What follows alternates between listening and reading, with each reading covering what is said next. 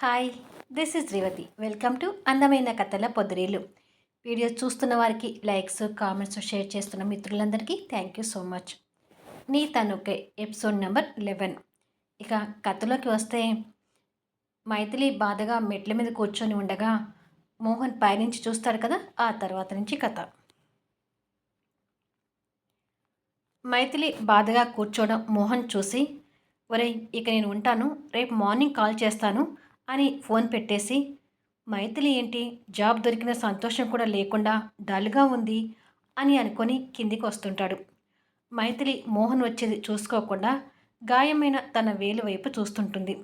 మోహన్ ఆ గాయాన్ని చూసి కంగారు పడుతూ తనకి కాస్త దూరంగా మెట్టు మీద కూర్చొని గాయమైన మైథిలి వేలిని చేతిలోకి తీసుకుని, ఏమైంది మైథిలి, ఇంతగా గాయం ఎలా అయింది అని అడుగుతాడు.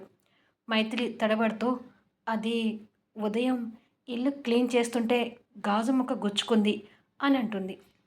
అయ్యో, అంత నిర్లక్ష్యంగా ఎలా ఉన్నావు, పైగా ఆ గాయానికి మందు కూడా రాయకుండా అలాగే వదిలేశావు, ఉండు ఇప్పుడే వస్తాను అని పైకి వెళ్ళి చిన్న బాక్స్తో వచ్చి అందులో నుంచి కాటన్ అయోడిన్ తీసి గాయాన్ని క్లీన్ చేసి మందు రాసి బ్యాండేజ్ వేసి, ఇకనైనా జాగ్రత్తగా ఉండు అంటాడు.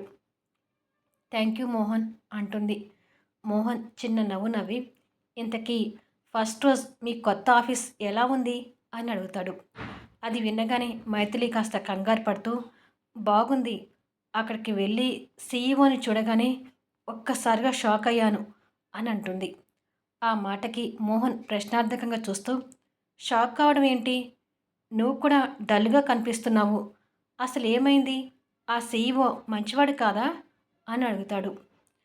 మైథిలి ఇంకాస్త కంగారు పడుతూ, అదేమీ లేదు, అతను చాలా మంచివాడు, పైగా నేను అతను ఒకే కాలేజీలో చదువుకున్నాము, అతను నా ఫ్రెండ్, నా ఫ్రెండ్ని సీఈఓ హోదాలో చూడగానే షాక్ అయ్యాను, అతను ఎంత మంచి ఫ్రెండ్ అంటే పిఈ అయినంత మాత్రాన నన్ను సార్ అని పిలవద్దు, పేరు పెట్టి పిలవమని హితబోధ చేశాడు అని అంటుంది. మోహన్ సంతోషపడుతూ, ఓ రియల్లీ, ఇక నువ్వు ప్రశాంతంగా జాబ్ చేసుకోవచ్చు కదా మైథిలి అని అంటాడు. మైథిలి బాధతో మనసులో మాట్లాడుకుంటూ, ప్రశాంతత, ఇక నా బతుక్కి ప్రశాంతత ఎక్కడుంది, సారీ మోహన్, అతని గురించి నిజం చెప్పాలంటే అతను నా తను కోసం వెంపర్లాడుతుండని నిజాన్ని చెప్పాలి, ఒక ఆడపిల్లగా పరాయి మగవాడైన నీకు ఈ విషయం చెప్పలేను అని అనుకుంటుంది. పోనీలే మైథిలి, ఆ జాబ్ పోయినందుకు నీకు మరో మంచి జాబ్ వచ్చింది అని అంటాడు. అవును, నరకం అనే జాబ్ వచ్చింది, సంవత్సరం వరకు ఆ నరకం అనుభవించక తప్పదు అనుకుంటుంది మనసులో. అదే సమయాన ఇక్కడ కళ్యాణ్ సోఫాలో వాళ్ళ గ్రానీ ఒడిలో తలపెట్టి పడుకొని గారాలపోతూ, అసలు నన్ను చూడకుండా 4 సంవత్సరాలు ఎలా ఉన్నావు గ్రానీ డార్లింగ్ అని అడుగుతాడు. గ్రానీ మనవడి తల నిమురుతూ, నేను చూడకుండా ఎక్కడ ఉన్నాను బంగారు తండ్రి, నేను అర్జున్ రోజు వీడియో కాల్ చేసి నేను చూస్తూనే ఉన్నాం కదా అంటుంది. ఏదో పైకి అలా అంటున్నావు, కానీ నేను లేకుండా నువ్వు అర్జున్ నా గురించి ఎంత బాధపడి ఉంటారో నేను అర్థం చేసుకోలేనా అంటాడు. గ్రానీ నవ్వి, నిజమే కన్నా, ఎంత వీడియో కాల్స్ చేసుకున్నా మాకు దగ్గరగా నువ్వు లేవనే ఎడబాటుని మేము బాగా అనుభవించాము అంటుంది. నాకు తెలుసు గ్రానీ, కానీ ఇక మీదట నువ్వు ఎంత బలవంతం చేసినా మీ ఇద్దరిని వదిలి నేను ఎక్కడికి వెళ్ళను అంటాడు. మేం కూడా ఇక నేను ఎక్కడికి పంపించంలేరా అంటుంది మనవడి తల నిమురుతూ. నిన్న హాస్పిటల్ చెకప్ తీసుకువెళ్ళి ఎన్ని రోజులు అవుతుందో గ్రానీ, రేపు మార్నింగ్ నిన్ను హాస్పిటల్ తీసుకెళ్ళి చెకప్ చేయించిన తర్వాతే నేను ఆఫీస్కి వెళ్తాను అంటాడు. సరేరా, నీ ఇష్టాన్ని నేనెందుకు కాదంటాను అంటుంది గ్రానీ. ఇలా ఓ వారం రోజులు గడుస్తాయి. ఆఫీసులో మైథిలిని ఏదో రకంగా టార్చర్ చేస్తూనే ఉంటాడు కళ్యాణ్. మైథిలి మనసులో కళ్యాణ్ని బండబూతులు తిట్టుకుంటూ భరిస్తూ ఉద్యోగం చేసుకుంటూ ఉంటుంది. తన మనసులో తిట్టుకుంటున్న తిట్లకు కూడా మళ్ళీ కళ్యాణ్తో తిట్లు తింటూనే ఉంటుంది. ఒకరోజు మైథిలి తమ్ముడిని చెల్లిని కాలేజ్ దగ్గర డ్రాప్ చేసి ఆఫీస్ వైపుకి వెళ్తుంటుంది. సడన్గా తన బైక్ రిపేర్ వచ్చి ఆగిపోతుంది. మైథిలి బైక్ చెక్ చేసుకొని, స్కూటీ పాతదయ్యేసరికి మాటి మాటికి రిపేర్ పెడుతుంది అని అనుకొని అటుగా వెళ్ళి ఆటోలో ఆపాలని ట్రై చేస్తుంటుంది. అప్పటికే ఆఫీసులో కళ్యాణ్ మైథిలి కోసం ఎదురు చూస్తూ, ఏమైంది నా ఎనిమికి? టైంకి ఆఫీస్‌కి రావాలని వార్నింగ్ ఇచ్చాక కూడా నా మాటను పెడచెవిన పెడుతుందా? అని తిట్టుకుంటాడు. ఇక్కడ మైథిలికి వెహికల్ దొరక్క మోహన్‌కి ఫోన్ చేస్తుంది. అప్పటికే ఆఫీస్‌లో ఉన్న మోహన్ ఆ కాల్ లిఫ్ట్ చేసి, ఏంటి మైథిలి అని అడుగుతాడు. మైథిలి తను ఆగిన అడ్రస్ చెప్పి, నీ ఆఫీస్ ఇక్కడికి దగ్గరే కదా! నా బైక్ స్ట్రగుల్ ఇచ్చింది మోహన్. కొంచెం ఇక్కడికి వచ్చి నీ బైక్ మీద నన్ను మా ఆఫీస్ దగ్గర డ్రాప్ చేస్తావా? నీకు వీలవుతుందా? అని అడుగుతుంది. సరే వస్తాను, కొద్దిసేపు వెయిట్ చేయి అని చెప్పి మోహన్ ఫోన్ పెట్టేస్తాడు. ఇక్కడ టైం గడిచే కొద్దీ కళ్యాణ్ కోపం తెచ్చుకుంటూ, నా ఎనిమికి పొగరు బాగా ఎక్కువైనట్టుంది. టైంకి ఆఫీస్కి రావాలని ఎన్నోసార్లు చెప్పాను. అయినా నా వార్నింగ్ని ఈజీగా తీసుకుంటుంది. రానివ్వు, తన సంగతి చెప్తాను అని తిట్టుకుంటూ విండో దగ్గరికి వచ్చి బయటికి చూస్తుంటాడు. అప్పుడే మైథిలి మోహన్ బైక్ మీద ఆఫీస్ ముందుకు వచ్చి ఆగుతుంది. కళ్యాణ్కి ఆ దృశ్యం కంట్లో పడి అతని కళ్ళు నిప్పులు చెరుగుతూ ఎర్రగా మారుతుండగానే మైథిలి అప్పటి వరకు మోహన్ భుజం మీద పెట్టిన చేయిని తీసి బండి దిగుతుంది. కళ్యాణ్ విండో నుంచి అదంతా పిడికిలి బిగిస్తూ చూస్తుంటాడు. మైథిలి నవ్వుతూ మాట్లాడుతూ, థ్యాంక్ యూ మోహన్, ఫోన్ చేయగానే వచ్చినందుకు థ్యాంక్ యూ సో మచ్ అని అంటుంది. మోహన్ కూడా నవ్వుతూ, ఓకే మైథిలి, ఇప్పుడు నీ దగ్గర బైక్ లేదు కాబట్టి సాయంత్రం ఆఫీస్ టైం కాగానే నాకు ఫోన్ చేయి, నేను వచ్చి పికప్ చేసుకుంటాను అని అంటాడు. అలాగే మోహన్, బాయ్ అని చెయ్యి ఊపుతుంది. మోహన్ కూడా నవ్వుతూ బాయ్ చెప్పి వెళ్ళిపోతాడు. వాళ్ళిద్దరూ అలా నవ్వుతూ క్లోజ్గా మాట్లాడుకోవడం, పైగా మైథిలి మోహన్ షోల్డర్ మీద చెయ్యి వేసి కూర్చొని రావడం విండో నుంచి చూసిన కళ్యాణ్కి మెంటల్ పీక్స్లోకి వెళ్తుంటాయి. మోహన్ వెళ్ళిపోగానే మైథిలి ఆఫీస్లోకి వస్తుంటుంది. కొన్ని రోజుల్లోనే స్టాఫ్ అందరికీ కళ్యాణ్ మైథిలిని స్పెషల్గా చూస్తున్నాడని అర్థమై కళ్యాణ్ ఆర్డర్ ప్రకారం మైథిలి కూడా కళ్యాణ్కి ఇచ్చినట్టే సమానంగా రెస్పెక్ట్ ఇస్తుంటారు. మరికొందరు కళ్యాణ్ మైథిలిని స్పెషల్గా చూడటం ఇష్టపడని లేడీ స్టాఫ్ కుళ్ళు అసూయను ప్రదర్శిస్తుంటారు. మైథిలి ఇవేమీ పట్టించుకోకుండా అందరితో కలివిడిగా మాట్లాడుతుంటుంది. అందరినీ గుడ్ మార్నింగ్ అని విష్ చేస్తూ క్యాబిన్ దగ్గరికి వెళ్ళి డోర్ తీయబోతూ, ఇవాళ అసలే లేట్ అయింది, ఈ మెంటల్ గడితో ఇప్పుడు ఎలాంటి టార్చర్ ఉంటుందో అనుకుంటూ డోర్ తీసి ఫేక్ స్మైల్ తెచ్చుకొని, గుడ్ మార్నింగ్ కళ్యాణ్ అంటూ కళ్యాణ్ చైర్ వైపు చూస్తుండగా కళ్యాణ్ చైర్ ఖాళీగా కనిపిస్తుంటుంది. అది చూసి సంతోషపడుతూ, ఈ మెంటల్ గాడు ఈరోజు ఆఫీస్కి రాలేదట్టుంది, నేను ఇవాళ పండగ చేసుకోవచ్చు అని నవ్వుతూ కాస్త ముందుకు రాగానే డోర్ చాటున ఉన్న కళ్యాణ్ మైథిలిని వెనుక నుంచి పట్టుకుంటాడు. మైథిలి ఆ షాక్లో ఉండగానే క్షణంలో తన కుడి చేతిని పిడికిలి బిగించి పట్టి ఫింగర్స్ మూవ్ కాకుండా ఆ చేతికి గట్టిగా ప్లాస్టర్ చుడుతుంటాడు. మైథిలికి అదంతా అర్థం కానట్టుగా చూస్తుండగానే పిడికిలి బిగుసుకొని పోయి తన చెయ్యి ప్లాస్టర్తో చుట్టేసుంటుంది. కళ్యాణ్ అలా కట్టేసి మైథిలిని విడిచి ఉరిమి చూస్తుంటాడు. మైథిలి ఆ చెయ్యిని వింతగా చూస్తూ, ఏంటి కళ్యాణ్ ఇది? నా చెయ్యెందుకు ఇలా కట్టిపడేశావు అని అడుగుతుంది. ఎవడు పడితే వాడి భుజం మీద చెయ్యి వేసి బైకెక్కి రావడమేనా? వాడి షోల్డర్ తాకినందుకు నీకు ఇదే పనిష్మెంట్ అంటాడు.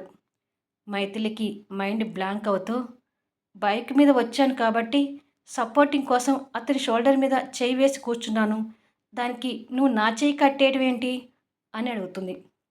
కళ్యాణ్ తన రెండు చేతుల్ని ముందుకు పెట్టి చూపిస్తూ, నా చేతులు చూసావా, ఇవి నిన్ను తప్ప ఏ అమ్మాయిని తాకలేదనేది పచ్చి నిజం. ఇంతవరకు నా చేతుల్ని అమ్మాయిలకి షేక్ హ్యాండ్ కోసం కూడా వాడలేదు. ఫస్ట్ టైం నా చేతులను తాకింది నువ్వే అంటాడు. కాలేజీలో దీపం ఆరిపోకుండా కళ్యాణ్ చేతులకి సపోర్టుగా తన చేతులు అడ్డుపెట్టే దృశ్యం మైథిలికి గుర్తు తెచ్చుకుంటూ ఉండగా కళ్యాణ్ శూన్యంలోకి చూసి మాట్లాడుతూ, ఆ రోజు నీ స్పర్శ తగలగానే ఆ స్పర్శని ఇంతకుముందు కూడా ఎప్పుడో చవి చూశానని ఫీలింగ్ అనిపించింది.